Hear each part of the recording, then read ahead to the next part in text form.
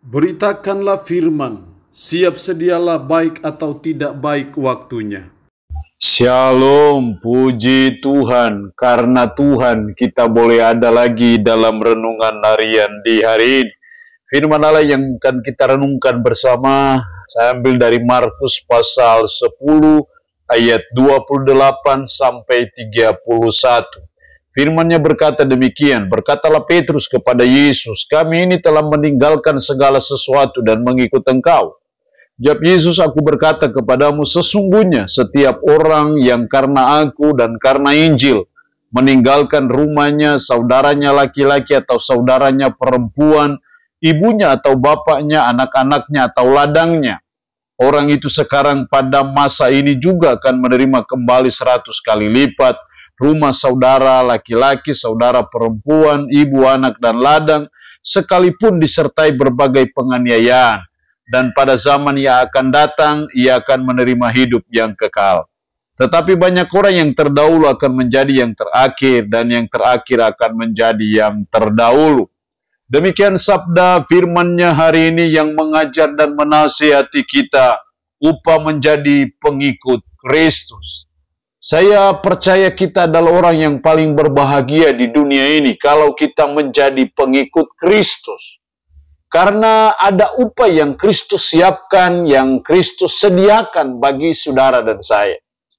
Sebelum kita melihat upah yang disiapkan Kristus bagi kita pengikutnya, kita harus memahami lebih dulu apa yang dimaksud dengan pengikut Kristus.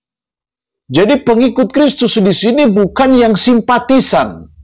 Karena apa? Yang namanya pengikut Kristus adalah pengikut yang betul begitu mengikuti Tuhannya, mengikuti gurunya. Pengikut Kristus adalah yang betul-betul mau berkorban bagi Kristus. Itulah pengikut Kristus.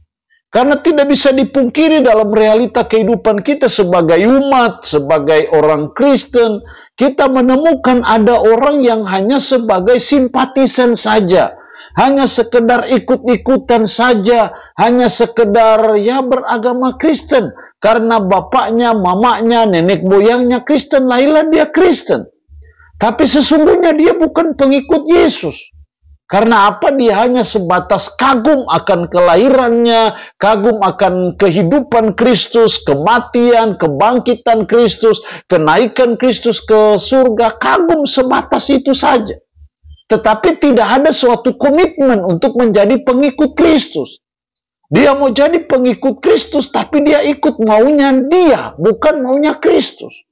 Jadi pengikut Kristus yang dimaksud di sini adalah yang betul-betul loyal, yang betul-betul memiliki komitmen, yang betul-betul mau berkorban. Itulah pengikut Kristus yang sesungguhnya.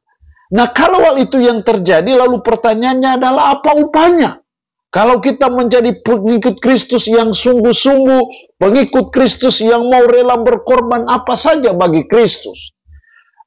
Ini diawali dengan perkataan Petrus kepada Yesus, kami ini telah meninggalkan sesuatu dan mengikut Engkau.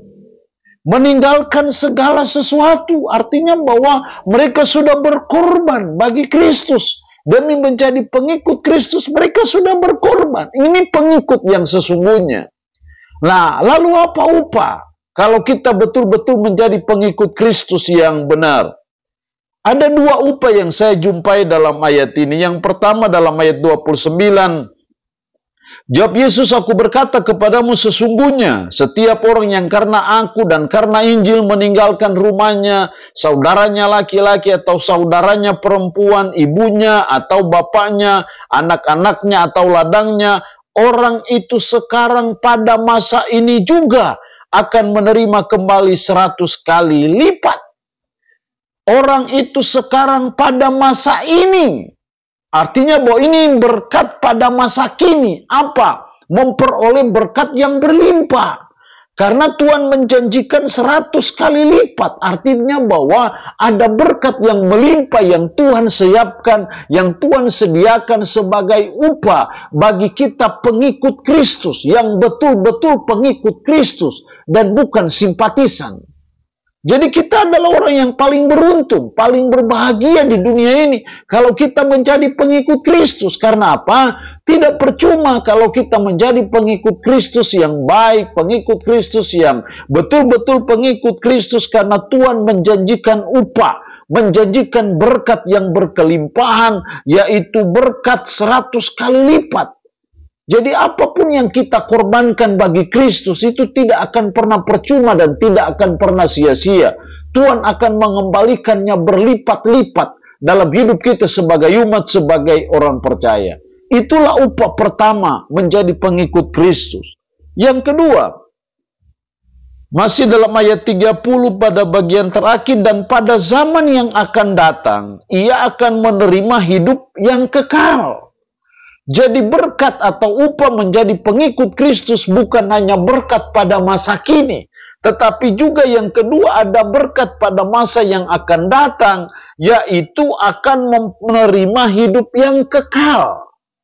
Hidup yang kekal artinya bahwa hidup yang tidak akan binasa, hidup yang tidak akan mengalami kematian.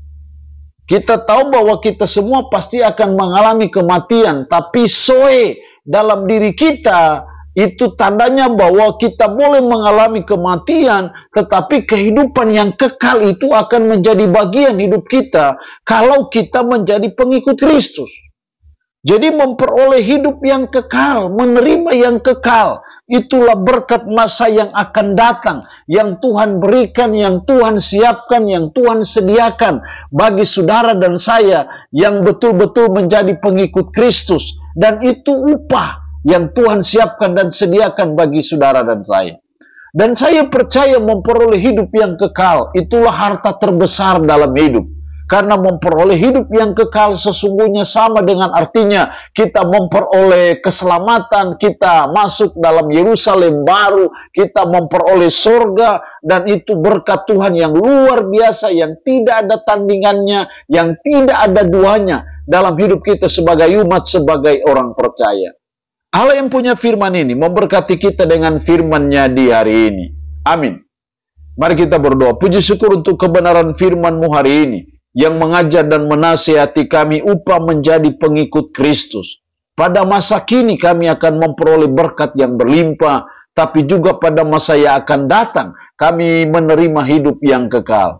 Kami bersyukur untuk firman-Mu hari ini dan Roh-Mu yang kudus tanamkan, meteraikanlah firman dalam hati dan pikiran kami, dan sanggupkanlah kami untuk bisa memberlakukannya dalam hidup kami sehari-hari. Hamba mohon berkat Tuhan dicurahkan bagi umat-Mu yang mendengarkan renungan harian di hari ini. Yang sakit hamba berdoa dalam nama Yesus, Tuhan lawat, Tuhan jamah, Tuhan sembuhkan dari sakit penyakit yang diderita.